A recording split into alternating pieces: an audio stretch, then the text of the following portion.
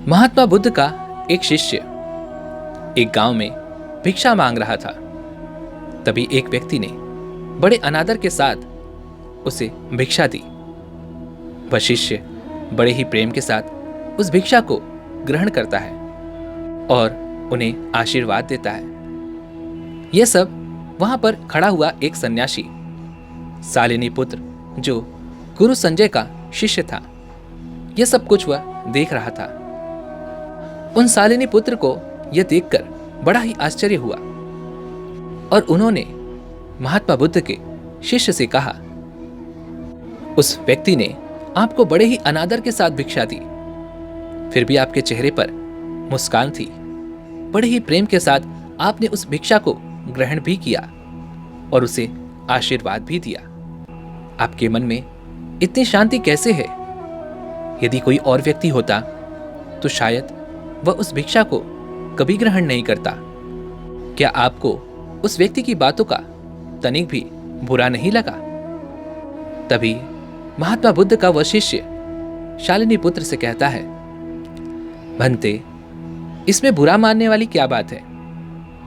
उन्होंने अपनी इच्छा अनुसार मुझे भिक्षा दी और जो भिक्षा उन्होंने दी उसे मैंने प्रेम से ग्रहण भी कर लिया।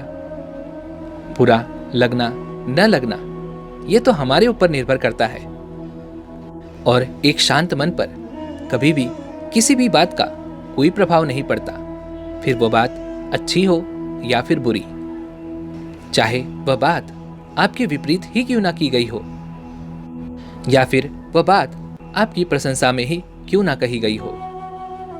इस पर वह शालिनी पुत्र जोर से हंस पड़े और महात्मा बुद्ध के शिष्य से कहते हैं, क्या जो आपने कहा यह बिल्कुल संभव है? क्या यह सच है जो आप कह रहे हैं? तभी महात्मा बुद्ध का वह शिष्य शालिनी पुत्र से कहता है, हाँ भंते। महात्मा बुद्ध कहते हैं कि जब हम पूर्ण जागरूकता के साथ अपने व्यवहार को देखते हैं, उसे समझते हैं, उसे अपने जीवन में उतारते हैं, तो हमारे मन में शांति उत्पन्न होती है। हम उस शांति की ओर बढ़ते चले जाते हैं और यह शांति आपको बाहर कहीं भी वातावरण में नहीं मिलेगी। ये शांति तो आपके अंदर होती है। ये शांति आपके मन में उपस्थित होती है। तभी वह शालिनी पुत्र गौतम बुद्ध के शिष्य से कहते हैं, अच्छा, अगर ये बात है तो मुझे ये बताओ कि तुम्हारे गुरुवर कौन हैं और तुम किससे शिक्षा ग्रहण करते हो? इस पर गौतम बुद्ध का वह शिष्य शालिनी पुत्र से कहता है, भंते, मेरे गुरुवर महात्मा गौतम बुद्ध हैं। तभी वह शालिनी पुत्र उस शिष्य से कहता है, क्या वह मुझे अपना शिष्य स्वीकार करेंगे? मैं उनका शिष्य बनना चाहता हूं, उनसे शिक्षा ग्रहण करना चाहता हूं। इस पर महात्मा बुद्ध का वह शिष्य शालिनी पुत्र से कहता है, हे भंते, महात्मा बुद्ध के संघ का द्वार सभी के लिए खुला हुआ है। वह कभी किसी को मना नहीं करते। यदि आप भी चाहें तो महात्मा बुद्ध का शिष्य बन सकते हैं। वह आपको भी अवश्य ही अपना शिष्य स्वीकार करेंगे। यह सुन शालिनी पुत्र अत्यधिक प्रसन्न हुए। वह तुरंत ही अपने आश्रम की ओर लौटे और आश्रम में जाकर अपने सभी गुरु भाइयों से ये सारी बातें बताई।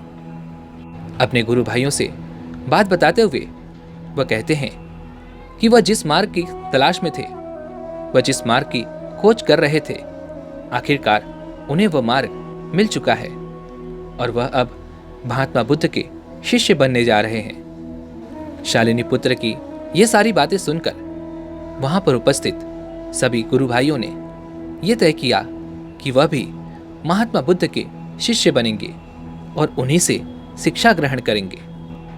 सभी गुरु भाई मिलकर अपने गुरुवर संजय जी के पास पहुंचे और उनसे कहने लगे, हे गुरुवर, अब हम आपसे शिक्षा नहीं ग्रहण कर सकते।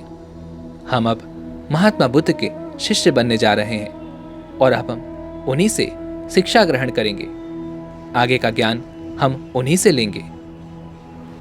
उन गुरुवर संजय जी ने एक पल के लिए सोचा, विचार किया और फिर उन सभी गुरु भाइयों को जाने की अनुमति दे दी।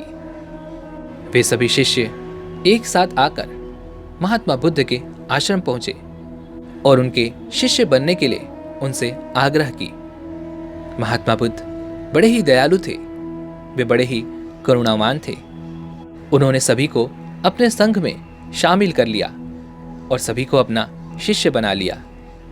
लेकिन कुछ दिनों बाद जब महात्मा बुद्ध अपने सभी शिष्यों को उपदेश दे रहे थे, तभी अचानक वहां पर वह गुरुवर संजय जी वहां पर उपस्थित हुए और वहां पर खड़े होकर वो महात्मा बुद्ध को देखते ही रह गए। तभी महात्मा बुद्ध की नजर संजय जी पर पड़ी और महात्मा बुद्ध खुद खड़े हो गए और फिर उनसे कहने लगे, हे भंते, आइए, आपका स्वागत है। इस पर शालिनी पुत्र संजय जी से कहते हैं, हे गुरुवर, आइए, मैं आप ही का इंतजार कर रहा था। इस पर संजय कहते हैं, हे बुद्ध, आपको कैसे पता चला कि मैं ही संजय हूं? इसका जवाब देते हुए महात्मा बुद्ध संजय से कहते हैं, भंते, आपके शिष्य शालिनी पुत्र ने ही आपके बारे में मुझे सारी बातें बताई हैं, इसलिए मैं आपको पहचान सका। आप बड़े ही दयालु हैं, बड़े करुणावान हैं, जो आपने अपने सभी शिष्यों को मेरे पास आने की अनुमति दी। तभी संजय कहते हैं, हे बुद्ध, ये सब तो ठीक है, लेकिन मैं आपसे कुछ पूछने आया हूं, क्या आप मेरे प्रश्नों का उत्तर देंगे? इस पर महात्मा बुद्ध कहते हैं, जैसी आपकी आज्ञा। यदि आपको आपके प्रश्नों का उत्तर चाहिए तो मैं अवश्य कोशिश करूंगा कि आपके सभी सवालों का जवाब मैं दे सकूं। इस पर संजय जी ने पहला सवाल किया और कहते हैं कि आपकी शिक्षा क्या है, आपके सिद्धांत क्या हैं? इसका जवाब देते हुए महात्मा बुद्ध संजय जी से कहते हैं, जहां तक मेरी बात है तो मैं किसी भी सिद्धांत में विश्वास नहीं करता और ना ही मेरा कोई सिद्धांत है।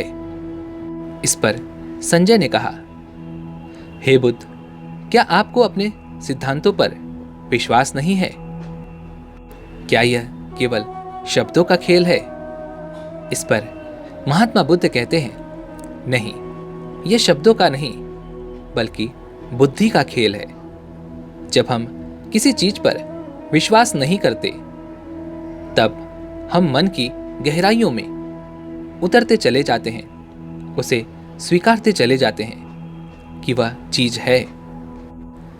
क्योंकि जब हम किसी चीज पर अविश्वास दिखाते हैं तब भी हमें उस चीज को अस्वीकृति देनी होती है, अर्थात उसे अस्वीकार करना ही पड़ता है।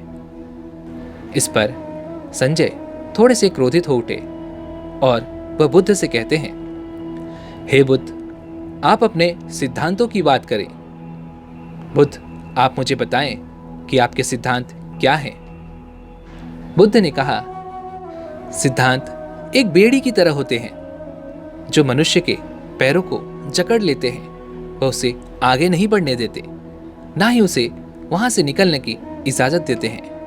एक सिद्धांत किसी के लिए उचित है तो वहीं पर दूसरे के लिए वह अनुचित है, और हमारे यही सिद्धांत मनुष्यों को पूरी तरह से बांध लेते हैं। उसे कभी भी कहीं भी कोई स्वतंत्रता नहीं प्राप्त होती। यह सिद्धांत हमें चलने का एक मार्ग प्रदान करते हैं, भले ही यह मार्ग गलत क्यों ना हो और हमें भटका ही क्यों ना रहा हो, लेकिन आप उस सिद्धांत के अनुसार बिना कुछ सोचे समझे उस मार्ग पर चलते चले जाते हैं, और उसका क्या परिणाम होगा यह भी आप नहीं सोचते। यहां तक कि यही सिद्धांत हमारी बुद्धि की सोचने और समझने की शक्ति को भी नष्ट कर देते हैं। आपकी समझ छोटी हो जाती है, धीरे धीरे ये सिद्धांत भी पुराने हो जाते हैं, और ना ही कभी यह सिद्धांत किसी का भला कर सकते हैं। फिर भी न जाने क्यों सभी मनुष्य इन सिद्धांतों को पकड़कर बैठे रहते हैं, इन्हीं मार्ग पर चलते रहते हैं, फिर वह चाहे गलत कर रहे हों या फिर सही। जैसे आपका यह सिद्धांत है कि आप किसी सिद्धांत को मानते ही नहीं, इस पर विश्वास ही नहीं करते, और तो और आप इस पर इतना विश्वास करते हैं कि आप कुछ और देखना भी नहीं चाहते। यहां तक कि यदि किसी मनुष्य को उस मार्ग पर यदि कुछ अलग मिल भी जाए तो वह अपनी आंखें बंद कर कर चलता चला जाता है। वह कभी उस चीज पर ध्यान देने की कोशिश तक नहीं करता कि वह चीज क्या है, कैसी है, और क्या वह चीज अच्छी है या बुरी। हमारे विचारों में इतनी शक्ति होती है कि जब हम किसी एक विचार को पकड़ लेते हैं तो हम उसी विचार को पकड़कर चलते चले जाते हैं और उसे ही एक सिद्धांत भी बना लेते हैं और अपने उसी सिद्धांत पर दूसरों को भी चलने की जोर जबरदस्ती करते हैं। और हमारा यह सिद्धांत हमारे अंतर्मन की गहराइयों में कुछ इस तरह से बैठ जाता है कि फिर हम इसे तोड़कर कभी आगे नहीं बढ़ पाते, और वह विचार हमें वह सब सत्य दिखाने से रोक देता है। हम कभी भी सत्य तक नहीं पहुंच पाते। हमारे आप के सामने जो कुछ भी घट रहा होता है हम उसे भी नजरअंदाज कर देते हैं। हम अपने विचार और सिद्धांतों पर इतना विश्वास करने लग जाते हैं कि अन्य कोई भी विचार या सिद्धांत हम उसकी परवाह नहीं करते, हम उसे मानने से नकार देते हैं और हम हमेशा अपने सिद्धांतों के प्रति तत्पर रहते हैं। अपने सिद्धांतों में कुछ इस तरह से फंस जाते हैं कि हम चाह कर भी अपने विचारों, अपने सिद्धांतों से बाहर नहीं निकल पाते।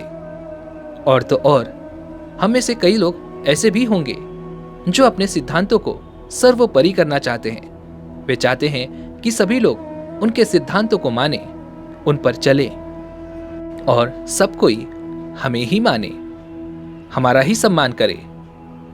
ये सिद्धांत हमें कुछ इस तरह से जकड़ लेते हैं कि हमारी बुद्धि ना तो कुछ सोच समझ पाती है, ना ही विकास की ओर बढ़ पाती है, और ना ही यह हमें कोई नया रास्ता दिखा पाती है।